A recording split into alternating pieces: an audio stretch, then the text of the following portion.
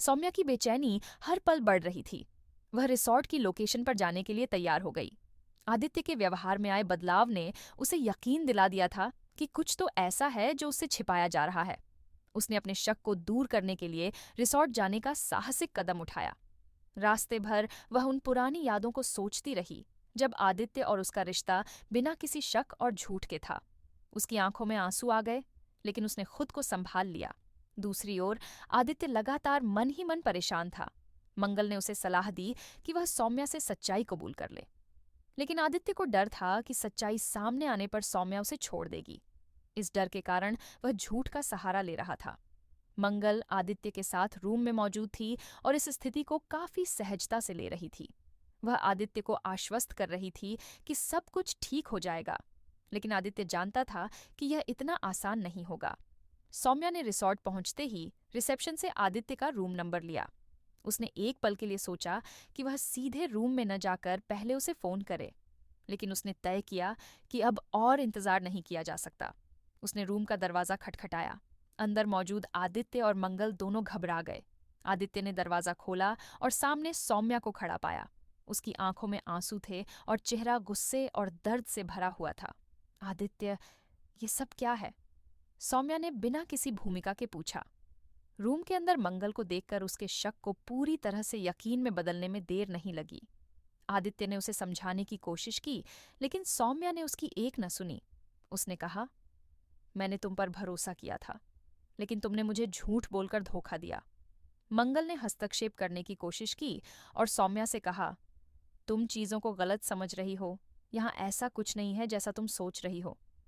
लेकिन सौम्या के लिए यह सब सुनना अब बेमायने था। उसने आदित्य से कहा कि वह सच जानने के लिए आई है और उसे सिर्फ सच्चाई चाहिए। आदित्य ने झिझकते हुए कहा, सौम्या, मैं तुमसे कुछ छिपा नहीं रहा था। मंगल और मैं सिर्फ एक प्रोजेक्ट पर काम कर रहे हैं। हमने यही वजह से एक ही रूम शेयर किया। इसमें कुछ भी गलत नहीं है। लेकिन सौम्या ने उसकी बातों को अनदेखा कर दिया। उसके लिए आदित्य का झूठ ही सब कुछ कह रहा था। उसने आंसुओं से भरी आंखों के साथ कहा, आदित्य, झूठ और धोखे से कोई रिश्ता नहीं चलता। अगर हमारे बीच भरोसा नहीं है तो हमारे रिश्ते का क्या मतलब? यह कहकर वह रूम से बाहर निकल गई। सौम्या के जाने के बाद आदित्य की आंखों में पछतावा था। उसने महसूस किया कि उसका झूठ और मंगल के साथ बिताया गया समय उसकी जिंदगी में एक गहरी दरार पैदा कर चुका है।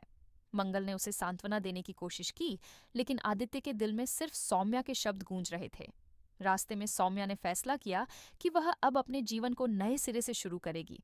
उसने आदित्य से दूर रहकर अपनी खुशी तलाशने का इरादा कर लिया, लेकिन उसके दिल में अब भी यह सवाल था कि क्या आदित्य ने सचमुच उसे धोखा दिया या यह सिर्फ एक गलतफहमी थी। कहानी का विश्लेषण 100 शब्दों में। यह कहानी रिश्तों में भरोसे, झूठ और गलतफहमियों के इर्द गिर्द घूमती है, और आदित्य का रिश्ता, जो कभी प्यार और समझदारी का प्रतीक था, अब शक और धोखे की बुनियाद पर खड़ा है। सौम्या की बेचैनी यह दिखाती है कि रिश्ते में पारदर्शिता कितनी जरूरी है। आदित्य का बार बार झूठ बोलना और मंगल के साथ रहना सौम्या के शक को और गहरा करता है। कहानी में यह भी दिखाया गया है कि कैसे आदित्य अपनी मजबूरी और डर के कारण सच बोलने से कतराता है। वह जानता है कि मंगल के साथ एक ही रूम में होना गलतफहमियां पैदा करेगा, लेकिन फिर भी वह स्थिति को सही तरीके से संभालने की बजाय झूठ बोलता है। मंगल की भूमिका भी इस कहानी में अहम है। वह आदित्य को सच्चाई कबूल करने के लिए कहती है, लेकिन साथ ही उसकी मौजूदगी आदित्य और सौम्या के रिश्ते में तनाव बढ़ाने का कारण बनती है। यह कहानी हमें यह सिखाती है कि किसी भी रिश्ते में तीसरे व्यक्ति की उपस्थिति कितनी नाजुक स्थिति पैदा कर सकती है। सौम्या का रिसॉर्ट तक पहुंचना और आदित्य के झूठ का सामना करना इस कहानी का चरम बिंदु है। ये पल दर्शाता है कि हर रिश्ते में सच्चाई का सामना करना कितना जरूरी है। आदित्य की झूठी सफाई और सौम्या का रूम छोड़कर जाना दोनों ही उनके रिश्ते के अंत का संकेत देते हैं।